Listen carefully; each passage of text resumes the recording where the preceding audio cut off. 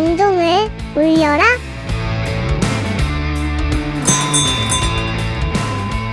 자, 경종을 울려라 시간이 됐습니다. 장변님 요즘 일 많죠? 네, 요즘 좀 재판도 많아지고 어제도 서면 밤 늦게까지 썼습니다. 우리 일이 그렇죠 뭐. 이렇게 우리 법인에서 이제 다양한 소송 사건을 진행하고 있는데 많은 분들이 궁금해하시고 또 경각심을 가질 만한 주제들을 한번 논의하는 그런 자리를 만들었어요 지금. 네네. 제가 이제 소송 업무를 좀 해보다 보니까 생각보다 명예훼손 사건들이 되게 많더라고요. 그래서 저는 첫 시간에는 이제 명예훼손에 대해서 이제 사건을 다뤄보는 그런 얘기를 했으면 좋겠다고 생각했습니다. 가짜 뉴스나 허위 사실을 유포하는 행위가 끊임없이 이어지고 있습니다.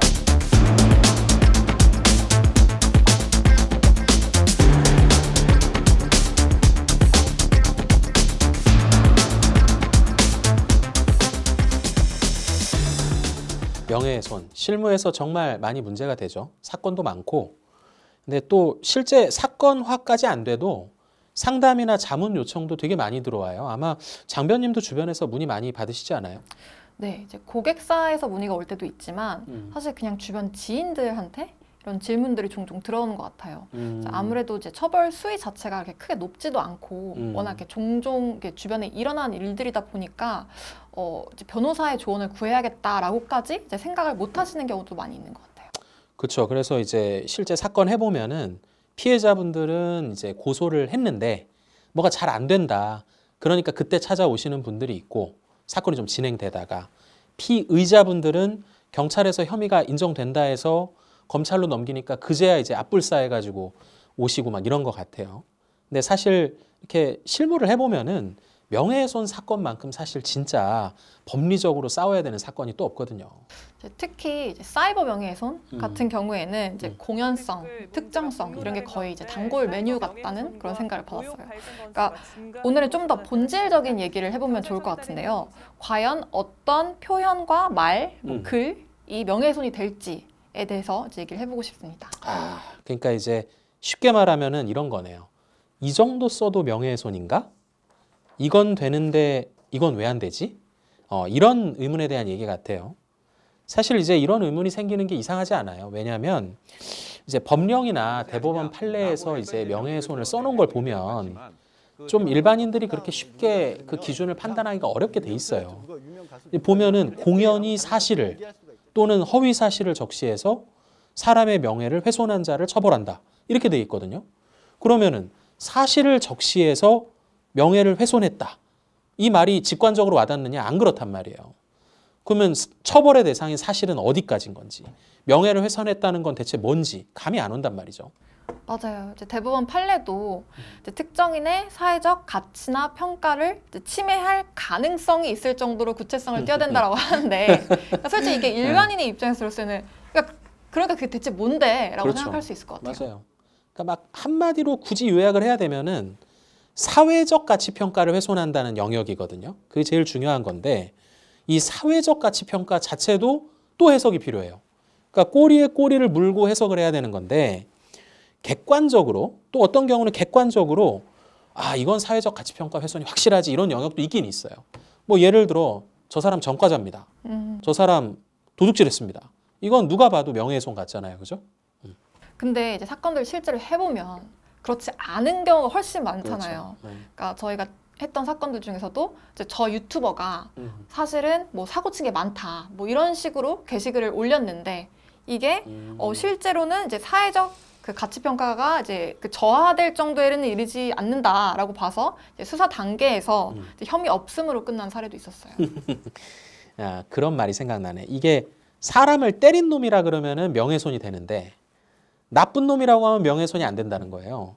어떻게 보면 굉장히 촌철살인 같은 예시인데 앞에 때린 거는 이제 실제 있었던 사실에 대한 거잖아요. 근데 이제 뒤에 나쁘다는 거는 사실보다는 의견이라고 보는 그런 거예요. 이렇게 구별을 하는 건데 제가 봤을 때 이제 마찬가지로 사고 쳤다 이것도 어떤 구체적인 사실은 되게 어려운 측면이 있는 것 같아요.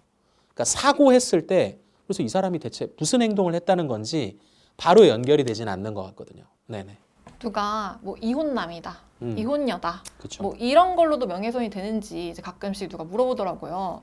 혹시 이런 사건도 해보신 적이 있으실까요? 아주 핫한 주제예요. 그 결론부터 얘기하면은 적어도 2020년 정도부터는 이혼 남녀라는 얘기나 저 사람 이혼했다라는 얘기만으로는 명예훼손 인정이 안 되고 있어요. 왜 그러냐? 22년에 대법원이 이렇게 판단을 했거든요. 이혼 사실에 대해서 우리 사회에서 더 이상 사회적으로 부정적인 평가를 한다고 보기가 어렵다. 이렇게 판단을 해버렸어요. 대법원이. 그러니까 이제 그 다음부터는 뭐 죄가 안 되는 건데 사실은 잘 모르겠어요. 사실은 여전히 뭐 편견, 선입견 이런 게 좀 있지 않나요? 저도 이제 이혼 사실 자체가 뭐 잘못이 된다고는 전혀 생각하지 않지만 여전히 약간 이제 사회적 가치 평가의 영역에서는 조금 의문이 드는 부분이 있는 것 같습니다. 그리고 이제 형사처벌과 별개로 이제 인격권 침해로 이제 민사소송상 이제 손해배상 책임은 여전히 질 수 있다. 이 부분은 이제 주의를 하셔야 되는 거죠. 그렇죠, 맞아요. 그리고 또 뭐 주의할 점 얘기하니까 저도 한 걸음 더 나아가서 얘기하면은 사실은 이제 누가 이혼했다 이런 거 다 뒷담화의 영역이잖아요. 그렇죠. 근데 뒷담화 하다 보면은 누가 이렇게 짧게 안 하거든요. 이혼했다 하면 이혼 사유도 나올 거 아니에요. 바람을 폈다. 네, 맞아요. 그래서 외도 사실 이런 거 얘기하면은 이혼과 별개로 그런 이혼 사유에 대한 얘기 그걸 하면은 그거는 또 명예훼손으로 인정이 되고 있으니까 조심해야죠. 이렇게 이제 개인에 대한 명예훼손 말고 이제 회사나 업체에 대한 명예훼손도 꽤 있는 것 같아요. 특히 뭐 그 회사 오너에 대해서 어떤 근거 없는 비방을 한다던가 아니면 어떤 업체 리뷰를 좀 거짓으로 작성을 한다던가 특히 이제 퇴사하신 분들이 이제 회사를 나오고 나서 이 회사 사실 뭐 이렇다더라 이런 식으로 좀 리뷰를 쓰는 경우에 명예훼손이 되는 경우가 좀 있는 것 같아요. 그렇죠. 아 이게 또 우리 DLG에서 많이 하는 업무 분야예요. 네. 뭐 네이버, DC 인사이드, 자플래닛 이런 게시판들에서 이제 이런 글들이 많이 있는 거잖아요. 그죠? 그래서 아마 좀 실제 사건 했던 걸로 좀 예를 드는 게 좋을 것 같은데 이런 게 있었어요. 연예 기획사와 관련된 거였는데 이를테면은 음원 사재기를 했다. 네, 이런 글을 쓴 게 있었어요. 이거는 사회적 가치평가를 훼손한다고 인정이 되는 영역이에요. 근데 이런 글이 있었단 말이에요. 야, 이 기획사는 연예인들 안무가 창의성도 없고 획일적이고 한마디로 얘는 그냥 춤을 못 춰. 네, 이런 식으로 이제 글을 쓴 거예요. 이거는 어떨 것 같아요? 이거는 사실은 의견에 약간 더 가깝지 않나. 예? 그런 생각이 들고 실제로도 앞에 거 사재기는 혐의가 인정되고 춤 못 춘다는 거는 혐의가 인정이 안 됐어요. 예. 리뷰 쪽도 이제 사례가 있을까요? 아, 기업 리뷰. 기업 리뷰한 사안을 좀 봐볼까요? 그러면은 이런 글이 있었어요. 이제 게시판에다가 이런 걸 써놓은 거죠. 야, 이 회사는 승진과 연봉의 기준이 없다. 그리고 법정 연차 준수를 안 한다. 이런 걸 써놓은 거예요. 전직자가 쓴 거예요. 이거 어떨 것 같아요?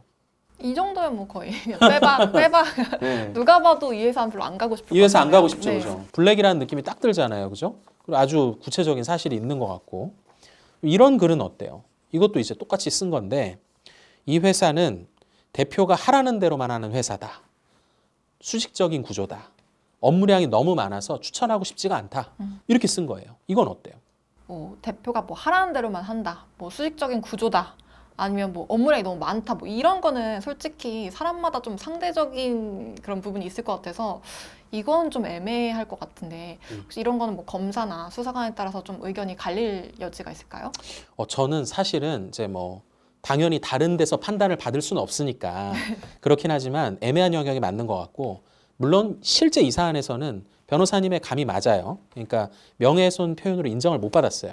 그 불송치 이유를 보면은 퇴사자로서 기업에 대한 평가의 영역인 것 같다. 그래서 회사의 명예를 침해한다고 단정하기 어렵다. 이래서 혐의가 없다고 된 사안이었어요. 네네. 그러니까 결국 이제 객관적으로 부정적인 사실을 언급했을 땐 이거는 사회적 그 가치나 평가를 떨어뜨린다고 보지만 그게 아니라 좀 주관적인 의견을 섞었거나 아니면 그렇죠. 좀 추상적으로 어떤 단점을 언급한다거나 이런 경우에는 사회적 가치 평가를 이제 떨어뜨린다고 보기 어렵다고 보는 거라고 보면 될까요? 아주 좋은 요약이죠. 아주 좋은 요약인데 이렇게 항상 좀 사례를 가지고 좀 설명을 드리고 할 때마다 항상 드는 생각이 이제 이렇게 일을 하는 입장에서는 이렇게 얘기를 하면서 이거는 되고 저거는 안 되고 이렇게 얘기를 하잖아요. 근데 사실은 이게 일을 좀 많이 하면서 계속 그 수사기관이나 법원이 가지고 있는 그 보이지 않는 선, 판단의 흐름 이런 걸 좀 경험을 해야 되는 것 같아요. 그리고 결국 많이 해봐야지 이런 걸 아는 거지 그냥 누가 이렇게 딱 기준 준다고 해서 내가 바로 알 수 있는 건 아닌 것 같고 사실 그래서 변호사가 필요한 영역이죠. 사실 이렇게 예를 들어서 설명을 한다거나 아니면 좀 법적인 용어를 저희가 이렇게 풀어서 설명해 드린다고 하더라도 그쵸. 이걸 보시는 일반인 분들은 여전히 기준이 좀 모호하다고 생각하실 수 있을 것 같아요. 그럼 이번 시간 핵심 정리를 해볼까요? 자, 노경중 변호사님 경종을 울려주세요. 자, 경종아 울려라! 자, 이런 내용도 명예훼손이 될까? 이런 질문에 대해서는 지금 제3자에 대해서 말하고 있는 그리고 쓰는 내용이 부정적 사실에 대한 것인지 일단 생각을 해보셨으면 좋겠어요. 이게 법이 정한 어떤 구체적 사실인지 사회적 가치평가를 떨어뜨리는지 이런 거를 비법률가가 판단하면은 실수를 하게 돼 있거든요. 그래서 누군가의 부정적 사실 이거에 대해서 내가 얘기하는 게 맞는 것 같다 이런 생각이 들었다면 사실 그건 명예훼손이 될 가능성이 높은 거예요. 그리고 정말 좀 입이 간지러워서 누군가와 얘기를 해야 되겠다 하시더라도 불특정 다수가 있는 게시판, 단톡방 이런 데서는 웬만하면은 얘기를 안 하시는 거를 권해드립니다. 네, 사실 명예훼손에 대해서는 이것 말고도 여러분들이 궁금해 하실 만한 사항들이 많이 있을 것 같은데요. 한 명한테만 말을 해도 그게 명예훼손이 되는지, 그리고 이제 법이 요구하는 비방의 목적, 이건 대체 뭔지에 대해서도 이제 따로 이제 다루는 시간을 가져볼 예정입니다. 노변님 수고 많으셨습니다.